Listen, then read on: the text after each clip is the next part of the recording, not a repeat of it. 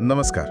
आज आपण एका खास गोष्टीबद्दल बोलणार आहोत. माधुरी नावाची एक हत्तीण, ती कोल्हापूरला परत येते. पण ही फक्त साधी परतवारी नाहीये. तिच्यासाठी तिथे काहीतरी नवीन सुरू होत आहे. म्हणजे माधुरीला नेमकी काय विशेष काळजी मिळणार आहे आणि त्याची गरज का आहे हे समजून घेण्याचा आपला प्रयत्न असेल. तर सुरुवात इथून करूया की हत्तींसारखे जे मोठे प्राणी आहेत त्यांना नक्की काय अडचणी येतात. म्हणजे त्यांचं वजन खूप असतं नाही का, साधारण 4 ते 6 टन. हो, अगदी 4 ते 6 टन वजन म्हणजे प्रचंड आहे. आणि निसर्गात कसं असतं, ते मऊ जमिनीवर म्हणजे जंगलात चालायला सरावलेले असतात. बरोबर. पण जेव्हा त्यांना आपल्यासारख्या ठिकाणी म्हणजे डांबरी रस्ते किंवा सिमेंटच्या कठीण जमिनीवर सतत चालावं लागतं किंवा उभं राहावं लागतं, तेव्हा त्यांच्या पायांवर, सांध्यांवर खूप जास्त ताण येतो. अच्छा. आणि याच ताणामुळे मग पुढे प्रॉब्लेम सुरू होत असणार. जसं आपल्याला होतं तसं आर्थरायटिस वगैरे. अगदी माणसांसारखंच. सततच्या दाबामुळे त्यांचे सांधे सुजतात, दुखायला लागतात. त्यालाच आर्थरायटिस म्हणतात. आणि एवढंच नाही, म्हणजे ती कठीण जमीन जी असते त्यामुळे त्यांच्या तळपायांना भेगा पडू शकतात. कधी कधी त्यातून रक्त पण येतं. अरे बापरे. हो. आणि मग त्या भेगांमध्ये घाण अडकते आणि जंतू संसर्ग म्हणजे इन्फेक्शन व्हायचा धोका खूप वाढतो. हे तर खूपच गंभीर वाटते. मग यावर काही उपाय, म्हणजे कोल्हापुरात माधुरीसाठी जे होतंय ते याच संदर्भात आहे का? हो, अगदी. याच सगळ्या समस्यांवर एक चांगला उपाय म्हणून वनतारा नावाची संस्था आहे. ती माधुरीसाठी कोल्हापुरात एक खास सोय म्हणजे डेडिकेटेड फॅसिलिटी उभारत आहे. Dedicated facility? हो. आणि ही फक्त राहायची जागा नाहीये, तर इथे एक खास हायड्रोथेरपी पूल तयार केला जातोय. हायड्रोथेरपी पूल हत्तीसाठी? हा. हे तर एकदम नवीन ऐकतोय मी. हे म्हणजे कसं काम करतं नक्की? पाण्यात उपचार? हो, हे खूप इंटरेस्टिंग आहे. या पूलमध्ये कोमट पाणी वापरलं जातं. आता पाण्यात काय असतं, एक नैसर्गिक उचल शक्ती असते म्हणजे बायोन्सी. त्या उचल शक्तीमुळे काय होतं की हत्ती जेव्हा पाण्यात उतरतो तेव्हा त्याला स्वतःच्या शरीराचं वजन जवळजवळ 70% कमी जाणवतं. काय सांगताय? 70% कमी म्हणजे एकदम हलकं वाटत असणार तिला. मग आता हालचाल करणं एकदम सोपं होत असेल, वेदनेशिवाय. अगदी बरोबर. विचार करा, सांध्यांवरचा जो प्रचंड ताण असतो तो एकदम कमी होतो.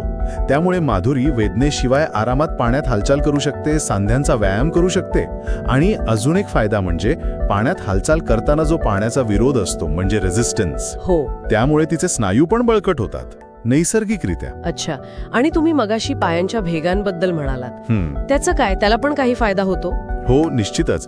ते जे कोमट पाणी आहे ना, त्यामुळे पायाखालची जी कठीण झालेली त्वचा असते किंवा टिश्यूज असतात ते मऊ होतात. बरं. त्यामुळे जर भेगा किंवा जखमा असतील तर त्या लवकर भरून यायला खूप मदत होते. म्हणजे एक प्रकारची नैसर्गिक मलमपट्टीच म्हणा ना. वा वा. म्हणजे ही हायड्रोथेरपी तर एकाच वेळी अनेक समस्यांवर उपयोगी ठरू शकते. पण मग फक्त हा पूलच आहे की अजून काही आहे या सुविधेमध्ये? नाही, फक्त पूल नाही. या पूर्ण सुविधेमध्ये ना माधुरीची 24 तास काळजी घेण्यासाठी खास प्रशिक्षित म्हणजे प्राण्यांच्या वर्तनाची आणि आरोग्याची जाण असलेले तज्ज्ञ काळजीवाहक असतील, एक्सपर्ट केअरगिव्हर्स. ओके.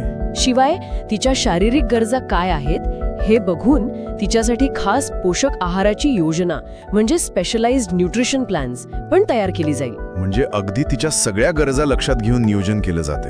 हो, अगदी कॉम्प्रिहेन्सिव्ह अप्रोच आहे. आणि या सगळ्या मागचा मूळ उद्देश काय माहितीये, की माधुरीला तिच्या उपचारांसाठी किंवा चांगल्या देखभालीसाठी कोल्हापूर सोडून दुसरीकडे कुठे लांब जावं लागू नये. तिच्या घरीच तिच्या लोकांमध्ये कोल्हापुरातच तिची उत्तम काळजी घेतली जावी. स्थानिक पातळीवरच अशी उच्च दर्जाची सोय उभी करणं हे खरंच खूप महत्वाचं आहे. तर आज आपण माधुरी हत्तीणीच्या आरोग्याच्या गरजा आणि त्यासाठी कोल्हापुरात जी एक अभिनव सुविधा उभारली जात आहे म्हणजे हायड्रोथेरपी पूल आणि बाकीची काळजी याबद्दल सविस्तर बोललो.